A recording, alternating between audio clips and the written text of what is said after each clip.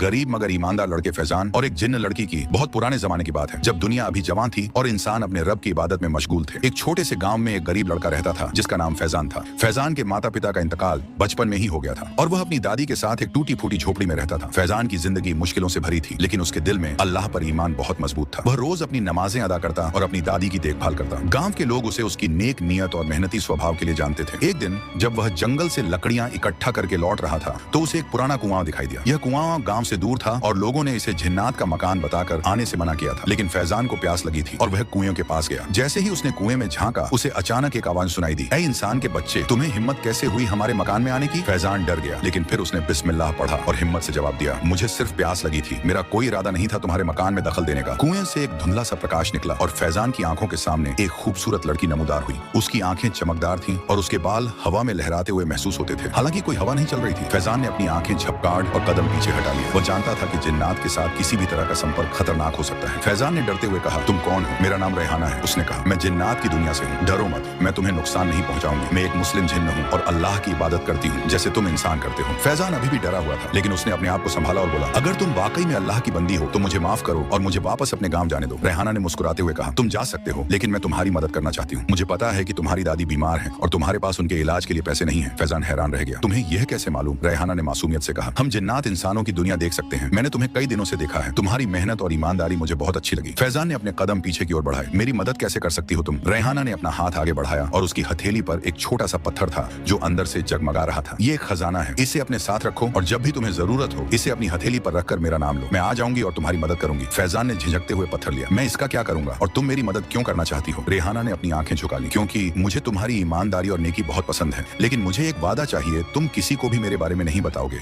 यहाँ तक कि अपनी दादी को भी नहीं। फैजान ने सोचा, फिर सर हिलाया, मैं वादा करता हूँ, लेकिन अगर तुम्हारी मदद में कुछ गलत या हराम है तो मैं इसे कबूल नहीं करूंगा। रेहाना मुस्कुराई, यह सिर्फ मदद है फैजान, अब जाओ, तुम्हारी दादी तुम्हारा इंतजार कर रही है। फैजान ने पत्थर अपनी जेब में रखा और वापस गांव की ओर चल दिया। उसके दिल में एक अजीब सा एहसास था, डर और उम्मीद का मिश्रण। जब फैजान घर पहुंचा तो उसकी दादी अम्मी खांसी से परेशान थी। उनकी तबीयत दिन ब दिन बिगड़ रही थी और गांव के हकीम ने कहा था कि उन्हें एक महंगी दवा की जरूरत है जो सिर्फ शहर में मिलती है। फैजान को गरीबी की हालत जी रहा था, उसके पास पैसे कहां से आते? तभी उसे रेहाना की याद आई। उसने जंगल की तरफ रुख लिया और जंगल पार करते समय फैजान ने अपनी जेब से वह चमकदार पत्थर निकाला और रेहाना का नाम लिया। कुछ ही पलों में वह उसके सामने प्रकट हुई। तुमने मुझे बुलाया? फैजान ने हिचकिचाते हुए कहा, सारी बातें बता दी। रेहाना मुस्कुराई, मैं जानती थी कि तुम मेरी मदद मांगोगे, मेरे साथ आओ। वह फैजान को एक गुफा में ले गई जहाँ एक बड़ा संदूक रखा था। इसमें सोने के सिक्के हैं, इतने सिक्के ले लो जितने तुम्हें चाहिए, लेकिन याद रखो लालच बुरी बला है। फैजान ने सिर्फ उतने ही सिक्के लिए जितने उसे दादी की दवा के लिए चाहिए थे। रेहाना ने उसकी ईमानदारी देखकर मुस्कुराया। फैजान शहर गया, दवा खरीदी और वापस अपने गांव लौट आया। उसकी दादी की तबीयत जल्द ही बेहतर होने लगी। धीरे धीरे फैजान और रेहाना की मुलाकातें बढ़ने लगी। रेहाना ने फैजान को जिन्नात की दुनिया के बारे में बताया कि कैसे वे भी अल्लाह के बंदे हैं, कैसे उनमें भी अच्छे और बुरे होते हैं। एक दिन रेहाना ने फैजान से कहा, मैं तुम्हें एक राज बताना चाहती हूँ। मेरे पिता जिन्नात के एक बड़े कबीले के सरदार हैं और वे चाहते हैं कि मैं एक ताकतवर जिन्न से निकाह कर लूं, लेकिन मैं तुमसे मोहब्बत करती हूँ फैजान। फैजान सन्न रह गया। कहीं ना कहीं फैजान को भी रेहाना के लिए मोहब्बत थी, लेकिन उसने कहा, यह तो अल्लाह की किताब में नहीं लिखा था कि इंसान और जिन्न शादी कर सकते हैं। रेहाना ने उसका हाथ थामा, हमारे बीच फर्क सिर्फ इतना है कि हम अलग अलग दुनिया से हैं, लेकिन हम दोनों अल्लाह के बंदे हैं और दिल तो सबका एक जैसा होता है। फैजान ने अपना हाथ छुड़ा लिया, मुझे सोचने का वक्त चाहिए रेहाना, ये बहुत बड़ा फैसला है। रेहाना ने सर झुकाया, मैं समझती हूँ, लेकिन याद रखो मेरे पिता बहुत सख्त हैं, अगर उन्हें पता चला कि मैं एक इंसान से मोहब्बत करती हूँ तो वे गुस्सा होंगे। फैजान अपने गाँव लौट आया, दिल में उथल पुथल लिए। वह रात भर सोचता रहा, क्या ये सही है? क्या एक इंसान और जिन्न के बीच प्यार मुमकिन है? अगले दिन उसने अपने गांव के इमाम से मिलने का फैसला किया। बिना रेहाना का नाम लिए उसने पूछा, क्या इंसान और जिन्न के बीच निकाह हो सकता है? इमाम साहब ने गहरी सांस ली, बेटे ये बहुत पेचीदा मसला है, जिन्नात अल्लाह की मखलूक है जैसे हम इंसान हैं। कुछ उलेमा कहते हैं कि यह मुमकिन है, कुछ कहते हैं नहीं, लेकिन सवाल यह है कि क्यों तुम ऐसा पूछ रहे हो? फैजान चुप रहा। इमाम साहब ने उसके कंधे पर हाथ रखा, बेटे जिन्नात से दूर रहो, उनकी दुनिया अलग है, उनके इरादे हमेशा साफ नहीं होते। अगर कोई जिन्न तुम्हारे करीब आने की कोशिश कर रहा है तो सावधान रहो और अल्लाह से दुआ करो। फैजान ने सिर झुकाया और वापस घर लौट आया। उसे नहीं पता था कि क्या करें। जब फैजान कई दिनों तक रेहाना को नहीं बुलाया तो एक रात वह खुद उसके सपने में आई। फैजान तुम मुझसे क्यों भाग रहे हो? क्या तुम मुझसे प्यार नहीं करते? फैजान ने जवाब दिया, रेहाना मैं नहीं जानता ये सही है या गलत, इमाम साहब ने मुझे सावधान रहने को कहा है। रेहाना की आंखों में आंसू आ गए, क्या तुम मुझ पर शक करते हो? मैंने तुम्हारी मदद की, तुम्हारे लिए अपने पिता के खिलाफ जाने की हिम्मत की और अब तुम मुझसे दूर भाग रहे हो। फैजान को अफसोस हुआ, नहीं रेहाना ऐसी बात नहीं है, मैं बस कुछ जवाब ढूंढ रहा हूँ। अगर तुम जवाब चाहते हो तो खुद देखो, कल रात जब चांद आसमान के बीचों बीच होगा तुम मुझे बुलाना, मैं तुम्हें अपनी दुनिया दिखाऊंगी और फिर तुम फैसला कर सकते हो। सपना सपना टूट गया और फैजान जाग गया। उसने सोचा और फैसला किया कि वह रेहाना को एक मौका देगा। अगली रात जब चांद आसमान के बीचों बीच था, फैजान ने रेहाना को बुलाया। वह तुरंत प्रकट हुई, पहले से भी ज्यादा खूबसूरत लग रही थी। तुमने मुझे बुलाया फैजान, क्या तुम तैयार हो? फैजान ने हाँ में सिर हिलाया। रेहाना ने उसका हाथ थामा और अचानक वे दोनों हवा में उड़ने लगे। फैजान ने डर के मारे आंखें बंद कर ली। जब उसने आंखें खोली तो वह एक अजीब दुनिया में था। रंग बिरंगे पेड़, चमकदार पत्थर और अजीब आकार के महल। चारों ओर जिन्नात घूम रहे थे, कुछ इंसानों जैसे दिखते थे, कुछ बिल्कुल अलग। यह मेरी दुनिया है फैजान, रेहाना ने कहा। हम भी अल्लाह की इबादत करते हैं, हमारे भी परिवार और समाज है, हम तुमसे बहुत अलग नहीं हैं। फैजान हैरान रह गया, यह सब उसकी समझ से बाहर था। रेहाना उसे एक विशाल महल में ले गई। यह मेरे पिता का महल है, वे अभी यहाँ नहीं है, इसलिए मैं तुम्हें यहाँ ला सकी। फैजान को रेहाना की दुनिया देखकर अजीब लग रहा था, भय और आश्चर्य का मिश्रण। वह यहाँ नहीं रह सकता था, यह उसकी दुनिया नहीं थी। रेहाना, मुझे वापस जाना होगा, ये मेरी दुनिया नहीं है। रेहाना के चेहरे पर निराशा दिखी। लेकिन क्या तुम मुझसे प्यार नहीं करते? फैजान ने आहिस्ता से कहा, मुझे नहीं पता रेहाना, ये सब बहुत अजीब है। अचानक महल के बाहर शोर सुनाई दिया। रेहाना के चेहरे पर डर छा गया। मेरे पिता वापस आ गए हैं, तुम्हें यहाँ से जाना होगा फैजान, वरना वे तुम्हें मार डालेंगे। रेहाना ने जल्दी से फैजान का हाथ थामा और उसे महल से बाहर ले गई। वे एक गुफा में पहुंचे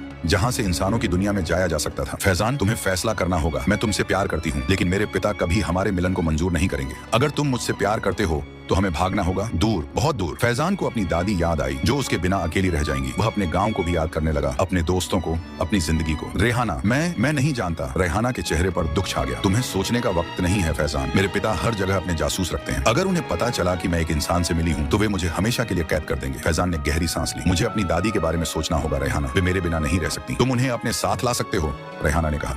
हम तीनों साथ रहेंगे, कहीं दूर। फैजान ने सोचा, मुझे कुछ दिन चाहिए रेहाना, मैं अपनी दादी से बात करूंगा, उन्हें तैयार करूंगा, फिर हम जाएंगे। रेहाना ने असहमति से सिर हिलाया। हमारे पास वक्त नहीं है फैजान, मेरे पिता जल्द ही सब कुछ जान जाएंगे। सिर्फ 3 दिन रेहाना, मुझे सिर्फ 3 दिन दो। रेहाना ने हाँ में सिर हिला दिया। ठीक है 3 दिन, लेकिन याद रखो ये खतरनाक है। वह फैजान को वापस उसके गाँव ले आई और अंधेरे में गायब हो गई। अगले दिन फैजान बेचैन था, उसे समझ नहीं आ रहा था कि क्या करे। वह अपनी दादी को ऐसे कैसे छोड़ सकता था, लेकिन अगर वह रेहाना को इनकार करता तो क्या होगा। वह अपनी दादी के पास गया, जो अब ठीक हो रही थी। दादी, अम्मी, अगर मैं आपको बताऊं कि मुझे दूर जाना है तो आप क्या कहेंगी? दादी ने उसे गौर से देखा। क्या बात है फैजान, तुम परेशान लग रहे हो। फैजान ने सच बताने का फैसला किया। वह दादी को सब कुछ बता देगा, रेहाना के बारे में, जिन्नात की दुनिया, सब कुछ। लेकिन जैसे ही वह कुछ कहने वाला था, दरवाजे पर दस्तक हुई। बाहर गांव का चौकीदार खड़ा था। फैजान, इमाम साहब तुम्हें फौरन बुला रहे हैं, कुछ जरूरी बात करनी है। फैजान हैरान रह गया। क्या इमाम साहब को कुछ पता चला गया था? वह मस्जिद पहुंचा जहां इमाम साहब उसका इंतजार कर रहे थे। उनके साथ एक बूढ़ा आदमी था जिसे फैजान नहीं पहचानता था। फैजान, ये शेख अब्दुल्ला हैं, ये हमारे पड़ोसी गांव से आए हैं और जिन्नात के बारे में बहुत कुछ जानते हैं। फैजान के दिल की धड़कन तेज हो गई। शेख अब्दुल्लाह ने धीरे से कहा, बेटे, मुझे पता चला है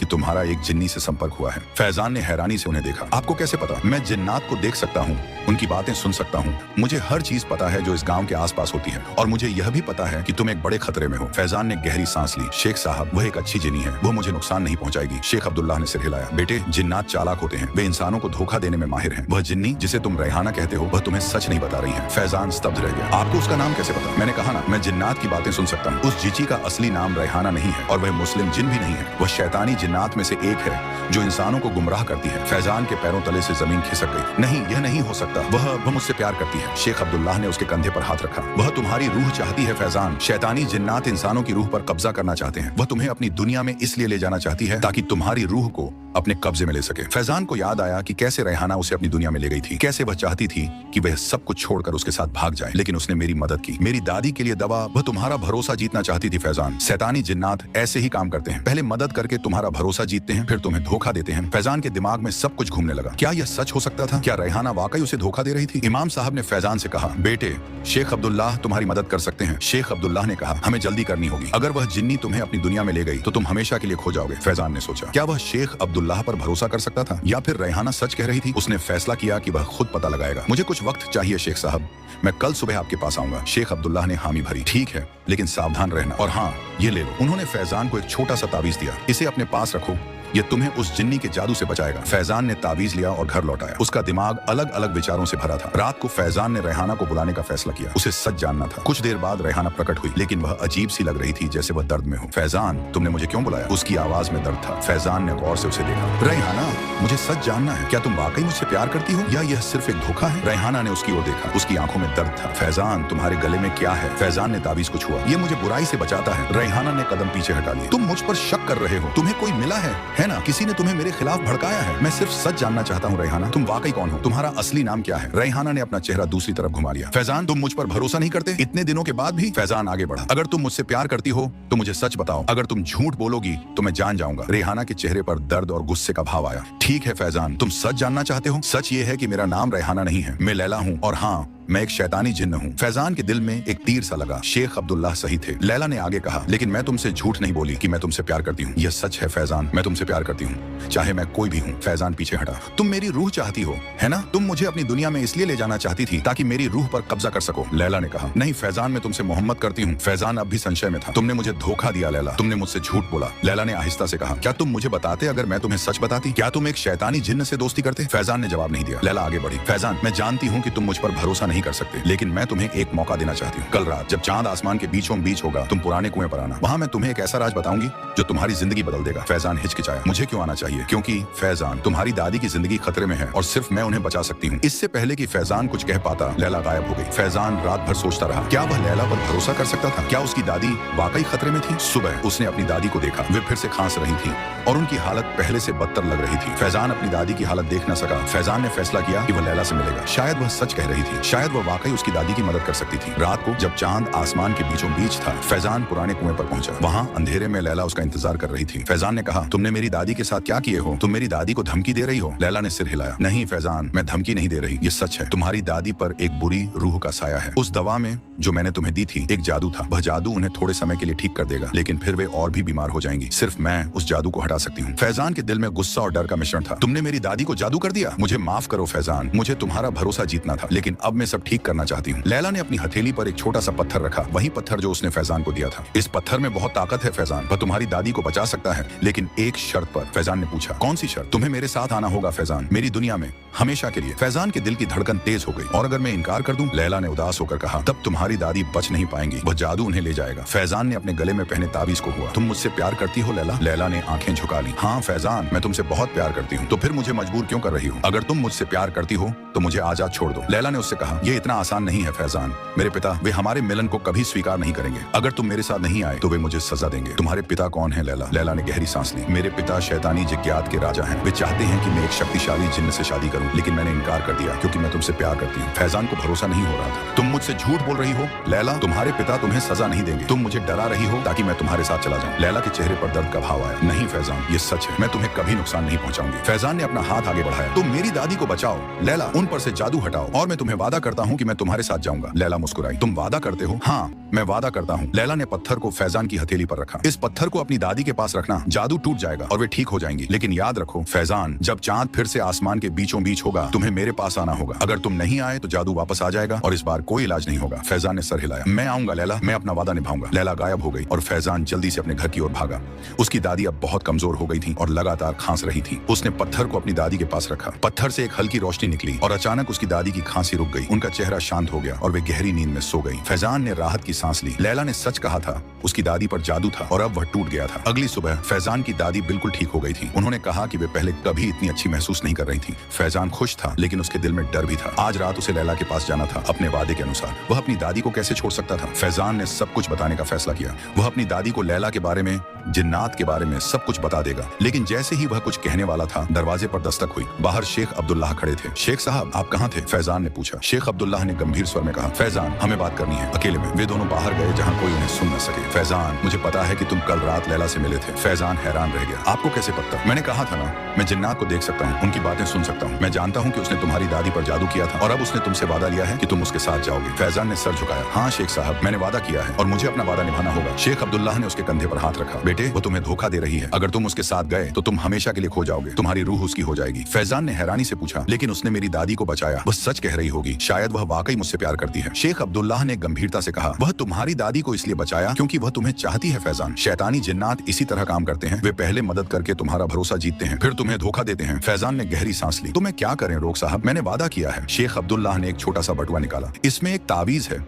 जो तुम्हें उसके जादू से बचाएगा। आज रात जब तुम उससे मिलने जाओ, इसे अपने साथ रखना। जब जब वह तुम्हें अपनी दुनिया में ले जाने की कोशिश करे, इसे उसकी ओर फेंक देना और आऊजु बिल्लाह मींस शैतानी रजीम कहना। उसका जादू टूट जाएगा और वह हमेशा के लिए चली जाएगी। फैजान ने बटुए को लिया और अपनी जेब में रख लिया। शुक्रिया शेख साहब। शेख अब्दुल्लाह ने उसे दुजा दी और चले गए। रात को जब चांद आसमान के बीचों बीच था, फैजान पुराने कुएं पर पहुंचा। वहाँ अंधेरे में लैला उसका इंतजार कर रही थी। तुम आए फैजान, मुझे पता था कि तुम अपना वादा निभाओगे। फैजान ने कदम आगे बढ़ाया। हाँ लैला, मैं अपना वादा निभाने आया हूँ। लैला ने अपना हाथ आगे बढ़ाया। तो चलो फैजान, मेरी दुनिया में हम हमेशा साथ रहेंगे। फैजान ने उसका हाथ थाम लिया, लेकिन दूसरे हाथ से उसने जेब से बटुआ निकाला। लैला, मुझे एक बात बताओ, क्या तुम सच में मुझसे प्यार करती हो या यह सिर्फ एक धोखा है? लैला ने उसकी आंखों में देखा। फैजान, मैं तुमसे बहुत प्यार करती हूँ। हाँ, मैंने तुम्हारी दादी पर जादू किया था, लेकिन सिर्फ इसलिए क्योंकि मैं तुम्हें अपने पास चाहती थी। मेरे पिता मुझे सजा देंगे अगर मैं तुम्हें अपने साथ नहीं लाई। फैजान ने बटुए को कसकर पकड़ा। और अगर मैं तुम्हारे साथ गया तो क्या होगा? मैं अपनी दादी को फिर कभी नहीं देख पाऊंगा। लैला ने उदास होकर कहा। नहीं फैजान, एक बार जब तुम हमारी दुनिया में आ जाओगे तो वापस नहीं जा सकोगे,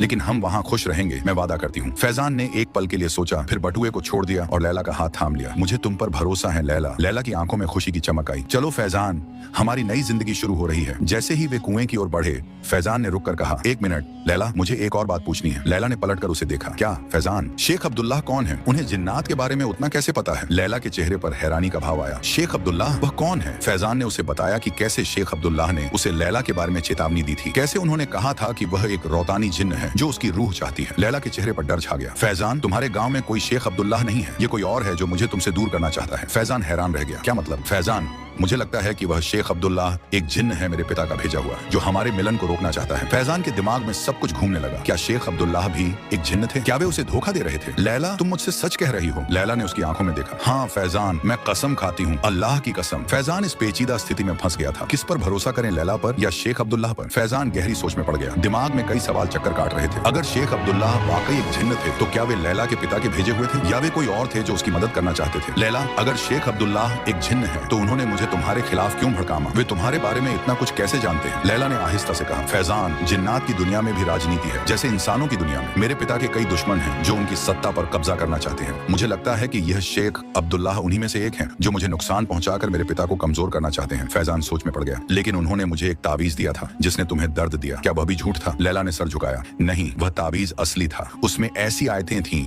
जो शैतानी जिन्नात को दूर रखती हैं। और हाँ, मैं एक शैतानी जिन्न हूँ फैजान, लेकिन इसका मतलब यह नहीं कि मैं बुरी हूँ। जैसे इंसानों में अच्छे और बुरे होते हैं, वैसे ही जिन्नात में भी होते हैं। मैंने अल्लाह की इबादत करना शुरू कर दिया है फैजान, तुम्हारी वजह से। फैजान को लैला की बातों पर भरोसा नहीं हो रहा था। लैला, तुमने कहा था कि तुम्हारे पिता तुम्हें सजा देंगे अगर तुम मुझे अपने साथ नहीं लाई, क्या यह भी झूठ था? लैला ने गहरी सांस ली। नहीं फैजान, ये सच है। मेरे पिता ने मुझे आखिरी मौका दिया है। अगर मैं तुम्हें अपनी दुनिया में नहीं लाई तो वे मुझे हमेशा के लिए कैद कर देंगे, और अगर मैं तुम्हारे साथ गया तो क्या होगा? मैं अपनी दादी को फिर कभी नहीं देख पाऊंगा। लैला ने उदास होकर कहा। फैजान, मैं तुम्हें वापस आने की इजाजत नहीं दे सकती, लेकिन मैं वादा करती हूँ कि तुम्हारी दादी का ख्याल रखा जाएगा। मैं अपने विश्वसनीय जितरात को भेजूंगी जो उनकी हिफाजत करेंगे। फैजान ने अपना हाथ छुड़ा लिया। मुझे इस पर सोचना होगा लैला, मैं अपनी दादी को नहीं छोड़ सकता। लैला के चेहरे पर निराशा दिखी। फैजान, हमारे पास वक्त नहीं है। मेरे पिता के जासूस हर जगह हैं, वे हमें देख रहे हैं। मुझे थोड़ा वक्त दो लैला, सिर्फ थोड़ा सा। लैला ने अंततः हाँ में सिर हिला दिया। ठीक है फैजान, लेकिन जल्दी करो, हम दोनों खतरे में हैं। अचानक एक तेज आवाज आई, जैसे आसमान फट गया हो। लैला डर गई। वे आ गए। फैजाना, मेरे पिता के जासूसा,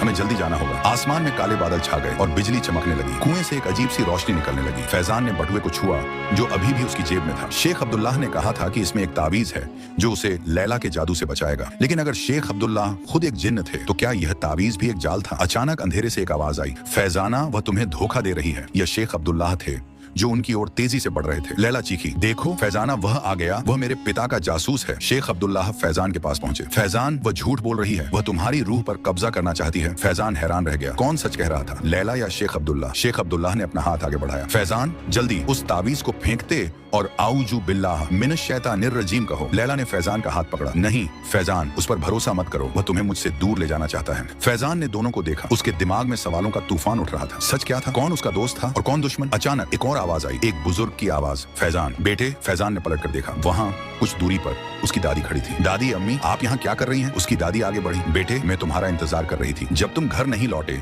तो मुझे फिक्र हुई। लैला और शेख अब्दुल्लाह दोनों ही फैजान की दादी को देखकर हैरान रह गए। दादी ने धीरे धीरे उनकी ओर देखा। तो यह है वह जिन्नी लड़की जिसने तुम्हें धोखा दिया, उन्होंने लैला की ओर इशारा करते हुए कहा। फिर शेख अब्दुल्लाह की ओर मुड़कर बोली, और तुम जो खुद को इंसान बताते हो, तुम भी एक जिन्न हो, है ना? फैजान हैरान रह गया। दादी, अम्मी, आपको कैसे पता? दादी मुस्कुराई। बेटे, मैं उतनी भी अनजान नहीं नहीं हूँ, मुझे पता था कि तुम किसी मुसीबत में हो। मैंने तुम्हारी चिंता की और इसलिए मैंने तुम्हारा पीछा किया। दादी ने अपने कपड़ों से एक छोटा सा किताब निकाला, कुरान शरीफ। इसे मैं हमेशा अपने साथ रखती हूँ फैजान, अल्लाह का कलाम हमें हर बुराई से बचाता है। शेख अब्दुल्लाह पीछे हट गए, उनके चेहरे पर डर का भाव था। लैला भी कदम पीछे की ओर ले रही थी। दादी ने आगे बढ़कर फैजान का हाथ थामा। चलो बेटे घर चलते हैं। फैजान ने लैला की ओर देखा जो अभी भी खड़ी थी, उसकी आंखों में आंसू थे। लैला तुमने मुझसे झूठ बोला। लैला ने सिर झुका लिया। फैजान मैंने तुमसे झूठ नहीं बोला कि मैं तुमसे प्यार करती हूँ, ये सच है, लेकिन हाँ मैंने तुम्हें अपनी दुनिया में ले जाना चाहा क्योंकि मैं तुम्हें अपने पास रखना चाहती थी। फैजान ने अपनी दादी का हाथ कसकर थामा। मुझे माफ करो लैला, लेकिन मैं अपनी दुनिया नहीं छोड़ सकता। दादी ने कुरान शरीफ ऊपर उठाया और आयतुल कुर्सी पढ़ना शुरू किया। अल्लाहु ला इलाहा इल्ला हुवल हय्युल कय्यूम। जैसे जैसे वे आयतें पढ़ती गई, लैला और शेख अब्दुल्लाह दोनों असहज होने लगे। उनके चेहरों पर दर्द का भाव आया। अचानक एक तेज रोशनी चमकी और जब फैजान ने फिर से देखा तो लैला और शेख अब्दुल्लाह गायब हो गए थे। कुआं भी अब एक साधारण कुआं लग रहा था, बिना किसी अजीब रोशनी के। दादी ने गहरी सांस ली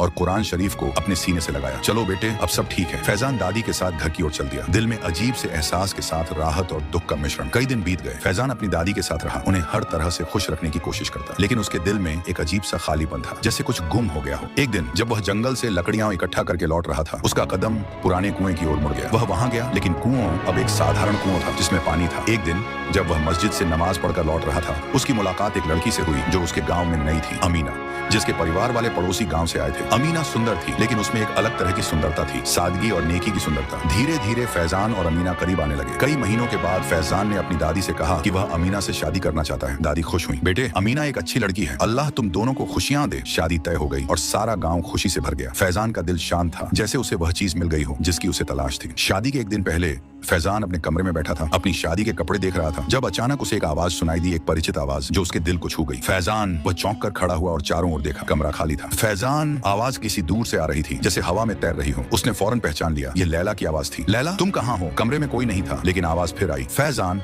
मैं तुमसे बात नहीं कर सकती, मैं सिर्फ इतना कहना चाहती हूँ कि मैं खुश हूँ तुम्हारे लिए। तुम एक अच्छी लड़की से शादी कर रहे हो और तुम्हारी जिंदगी खुशियों से भरी होगी। फैजान हैरान रह गया। लैला तुम कहाँ हो? तुम ठीक तो हो? मैं अपनी दुनिया में हूँ फैजान। मेरे पिता ने मुझे माफ कर दिया है और मुझे एक मौका दिया है अपनी गलतियों से सीखने का। मैं अब अल्लाह की इबादत करती हूँ तुम्हारी वजह से। फैजान की आंखों में आंसू आ गए। लैला तुम्हारा प्यार सच्चा था। एक लंबी खामोशी के बाद आवाज फिर आई। हाँ फैजान मैं तुमसे बहुत प्यार करती थी और अब भी करती हूँ, लेकिन हमारी दुनियाएं अलग हैं और कभी एक नहीं हो सकती। मैं चाहती हूँ कि तुम अपनी जिंदगी में खुश रहो अमीना के साथ। फैजान ने अपने आंसू पोंछे। शुक्रिया लैला, मुझे उम्मीद है कि तुम भी अपनी जिंदगी में खुश रहोगी। अलविदा फैजान।